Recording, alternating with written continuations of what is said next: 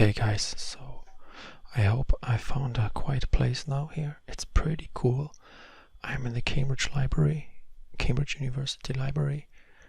The core, the center, the heart of the knowledge of the English speaking world, It's pretty amazing. I don't know how to describe it. My English is not good enough. It's like a labyrinth, It's like a really cool place, really antique, old furniture, cool people everywhere around, Nice hipster students everywhere, and pretty multicultural and international, Pretty cool. Just look at this thing. I hope you can see it, where I sit. I have this amazing lampshade here, Isn't it cool? They don't make these things anymore. I wonder what it's made of, what type of skin it is, It's so cool,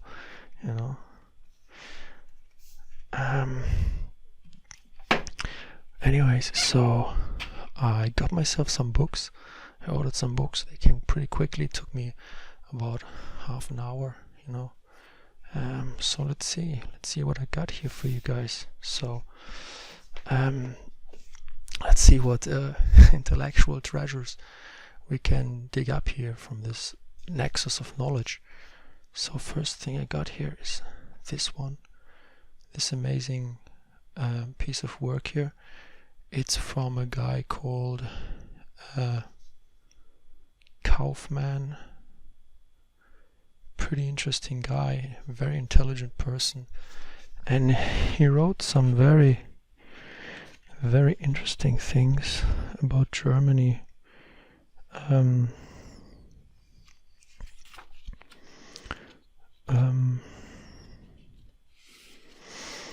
So let's see.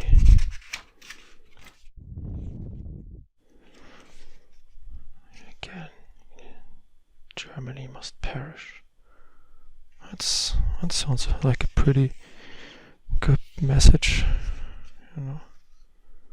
Sounds like a message of peace. It was published in 1941. July 1941. University Library, Cambridge. That's the stamp. That's the stamp here, you see. That's an original work, Argyle Press, New Jersey.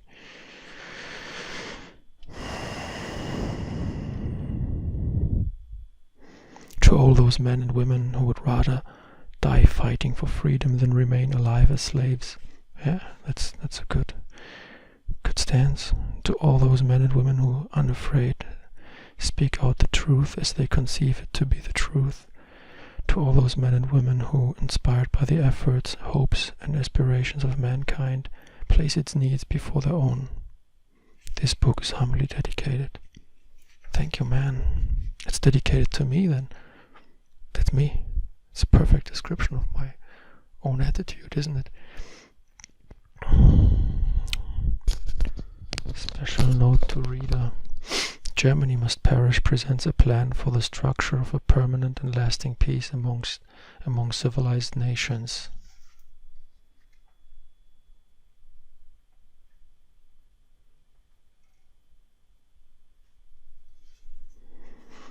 Germany Must Perish presents a plan for the structure of a permanent and lasting peace among civilized nations.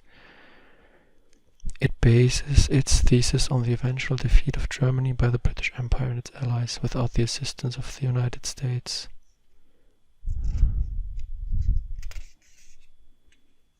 About this book, 1.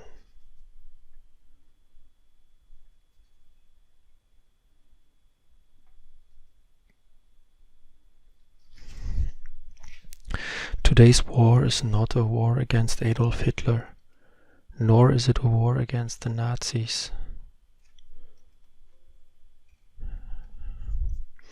It is a war of peoples against peoples, of civilized peoples, envisioning light, against uncivilizable barbarians who cherish darkness, of the peoples of those nations who would surge forward, hopefully, into a new and better phase of life, pitted against the peoples of a nation who would travel backward, unenthusiastically, into the Dark Ages. It is a struggle between the German nation and humanity.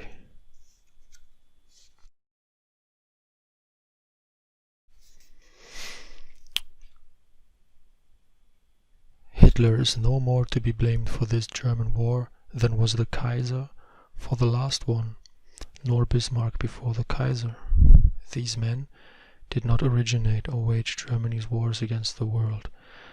They were merely the mirrors reflecting centuries-old inbred lust of the German nation for conquest and mass murder.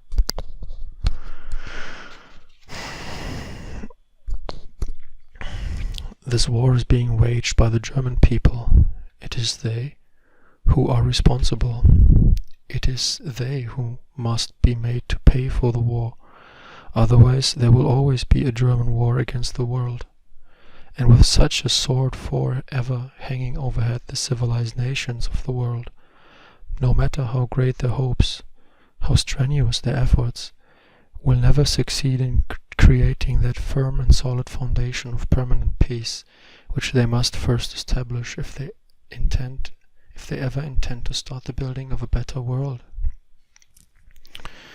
For not only must there be no more German wars, in fact, there must not even remain the slightest possibility of one ever again occurring. A final halt to German aggression, not a temporary cessation, must be the goal of the present struggle. This does not mean an armed mastery over Germany, or a peace with political or territorial adjustments, or a hope based on a defeated and repentant nation. Such settlements are not sufficiently conclusive guarantees of no more German aggressions. This time, Germany has forced a total war upon the world. As a result, she must be prepared to pay a total penalty. This time Germany has forced a total war upon the world. As a result, she must be prepared to pay a total penalty. And there is one, and only one, such total penalty. Germany must perish forever. In fact, not in fancy.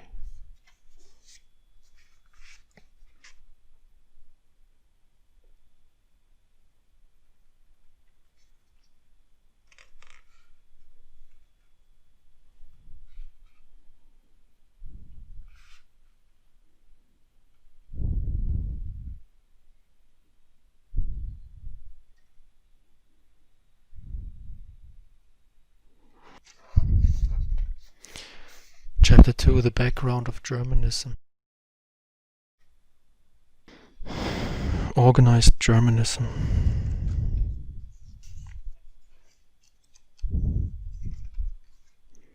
Germanism abroad. Blessed are the war makers, the German soul. The chapter reads, is there a middle road?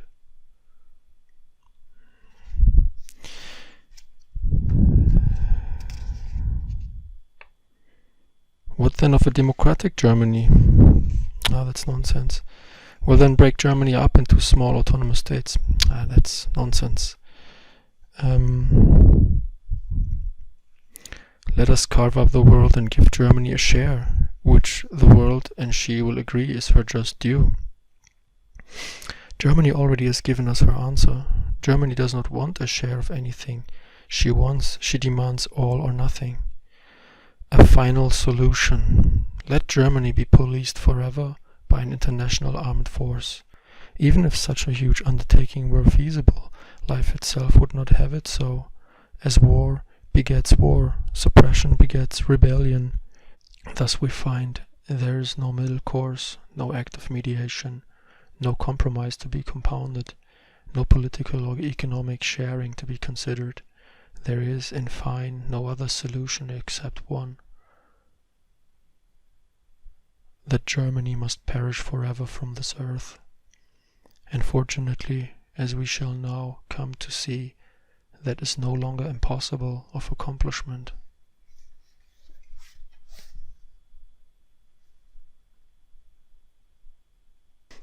Chapter 7: Death to Germany.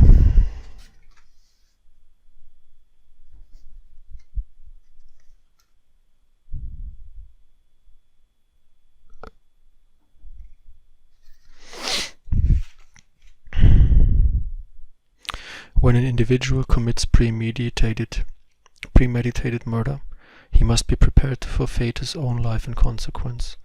When a nation commits premeditated murder upon its fellow nations, it must be prepared to forfeit its own national life. This is written in 1941, July. There remains now but to determine the best way, the most practical and expeditious manner in which the ultimate penalty must be levied upon the German nation.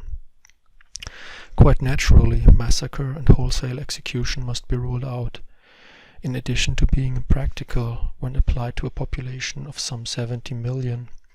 Such methods are inconsistent with the moral obligations and ethical practices of civilization. There remains then but one mode of ridding the world forever.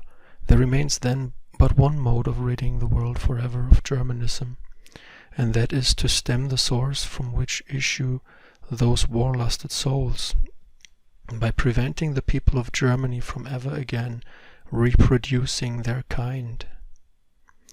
This modern method, known to science as eugenic sterilization, is at once practical, humane, and thorough. Sterilization has become a byword of science as the best means of ridding the human race of its misfits, the degenerate, the insane, the hereditary criminal.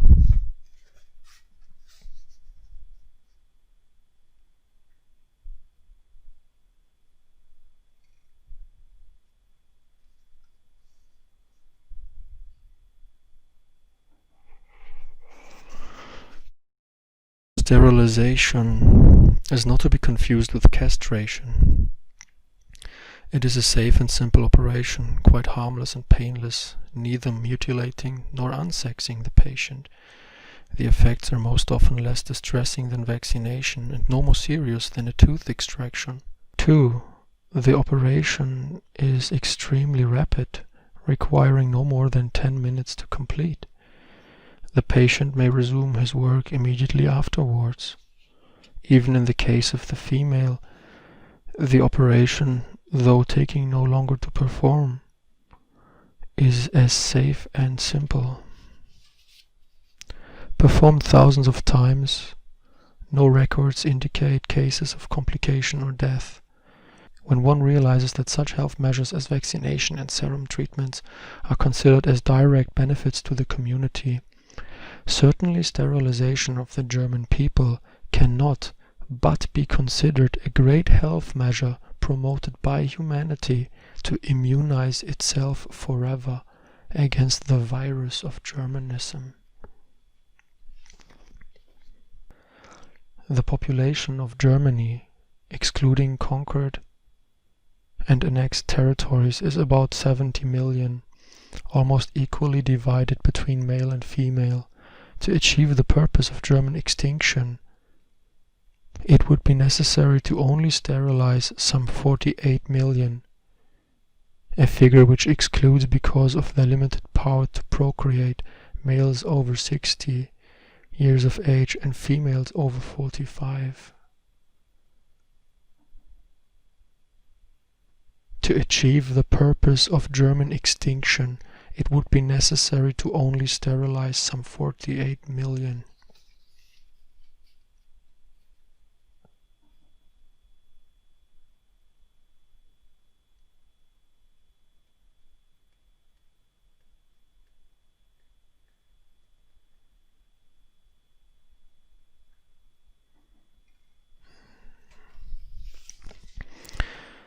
To achieve the purpose of German extinction, it would be necessary to only sterilize some 48 million.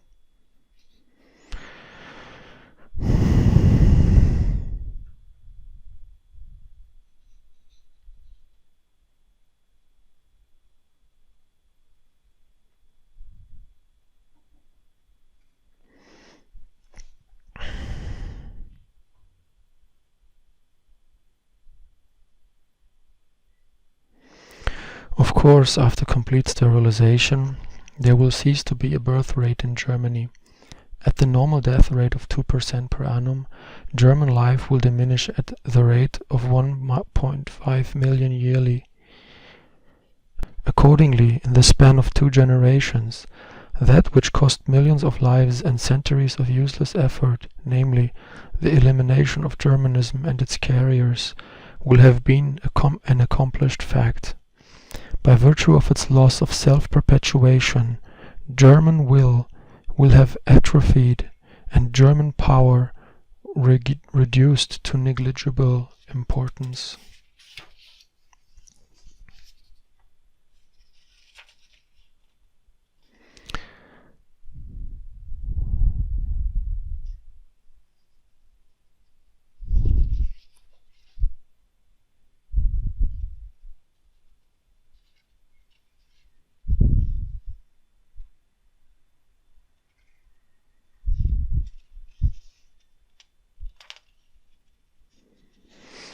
Here is a map how Germany should be divided.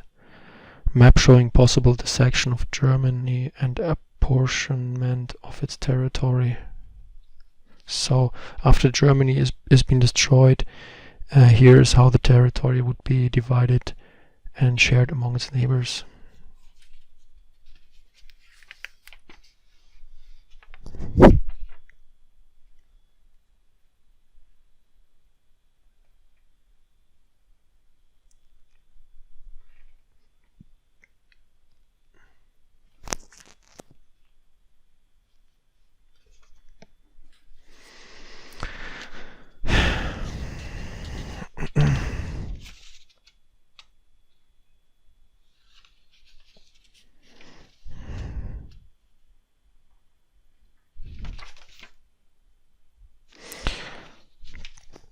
Germany has lost its war.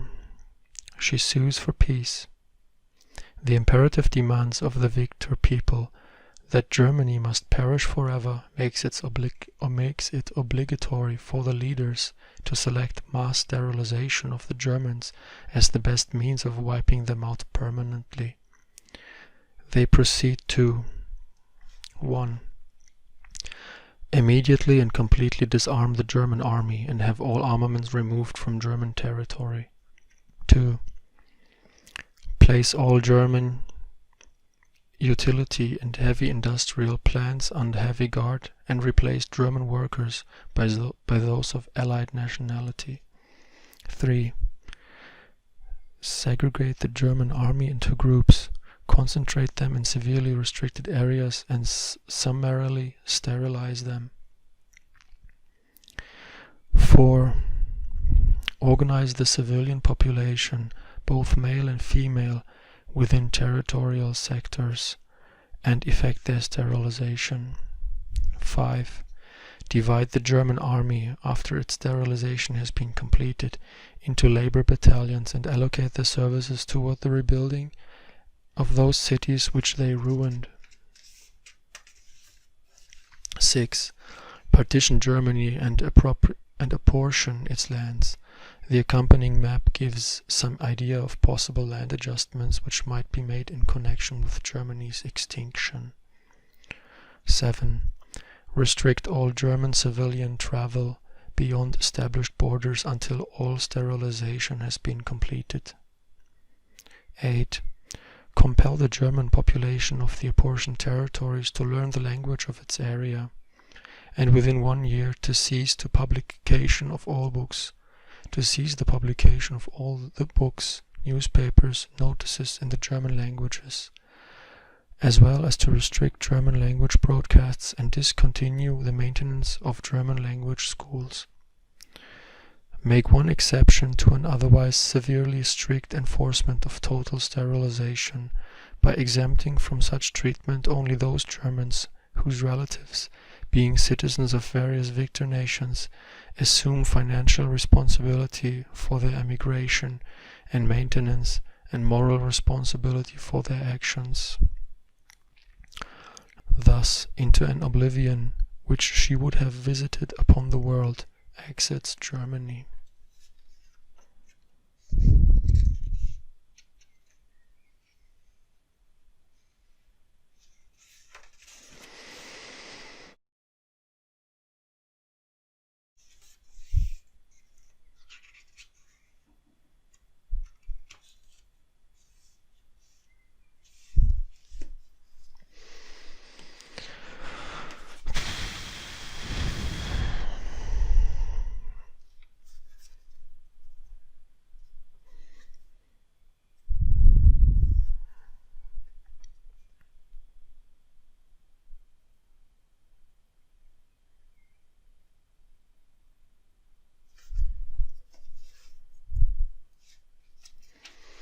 Louis Neise, What to Do with Germany?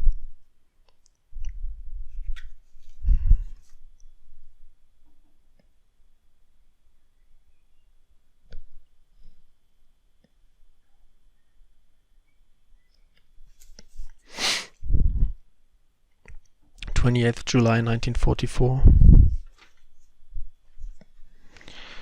Contents. Let's just read the headlines of the chapters. Medicines without cure. 1. Extermination and sterilization. 2. Breeding a Mendelian theory. 3. Political dismemberment. 4. Compulsory migration. Justice, not sentimentality or cruelty.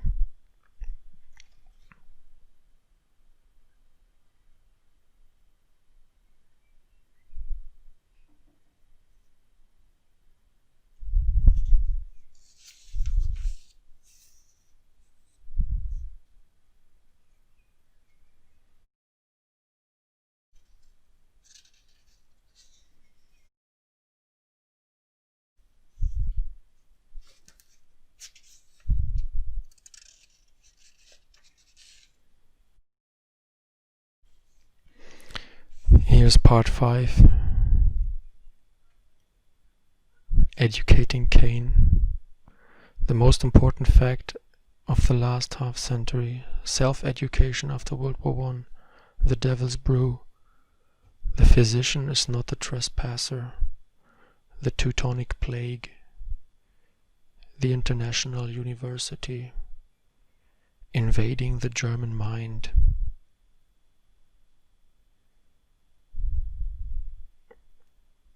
What does it say at invading the German mind? Let's see.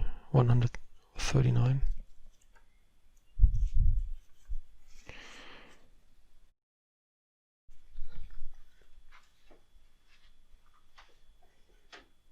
Invading the German mind.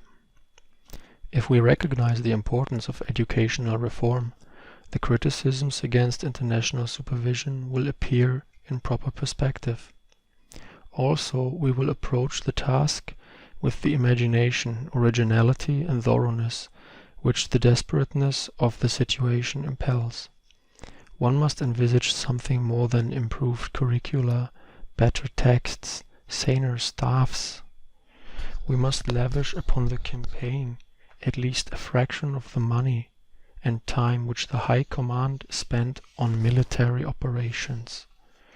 We must employ all the ingenuity and resourcefulness of which radio, motion pictures, and skillful educational propaganda are capable. It is the greatest and noblest task in public relations ever posed, for it requires the extirpation of a whole people's frame of mind and the inculcation of a new one.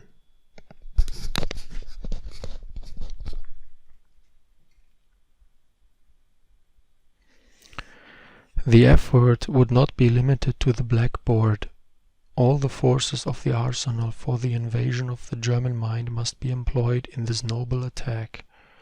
The Church would be encouraged to recapture its lost flocks, for religious ideals are part of the reconditioning in decency which the Germans must regain. Education would become compulsory for old and young alike, but it would not always be confined to the classroom. The enormous persuasive force of dramatic presentation would be fully utilized. Motion pictures could here reach their fullest maturity. The greatest writers, producers, and stars would, under the aegis of the International University, dramatize the fathomless wickedness of Nazism.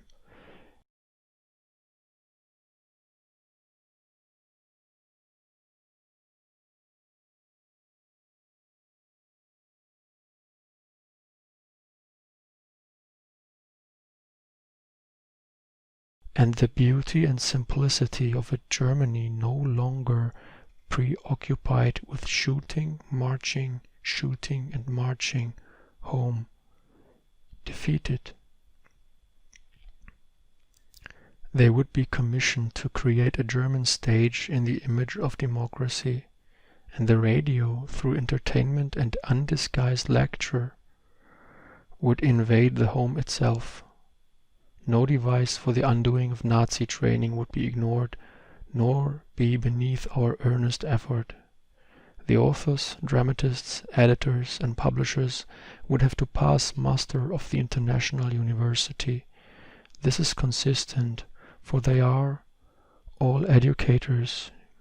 News would be uncensored, but at the beginning all non-democratic publications would be barred.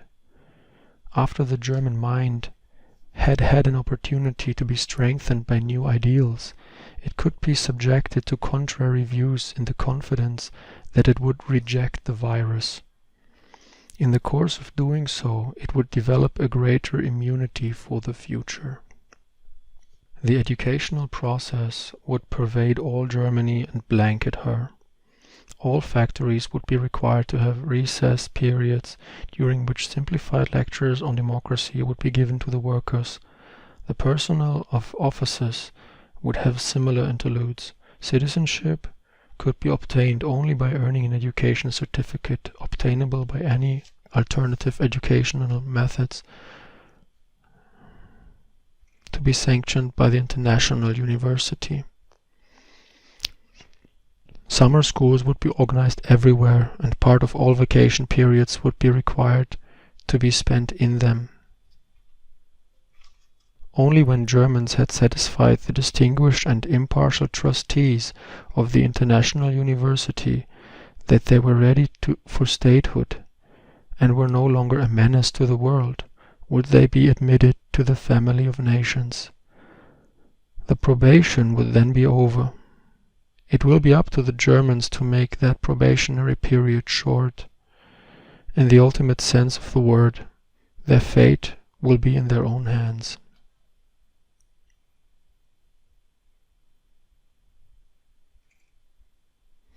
Every phase of this program will contribute towards their emancipation. By suspending their sovereignty, we will only have relieved them of the burdens of state for which they are now unprepared.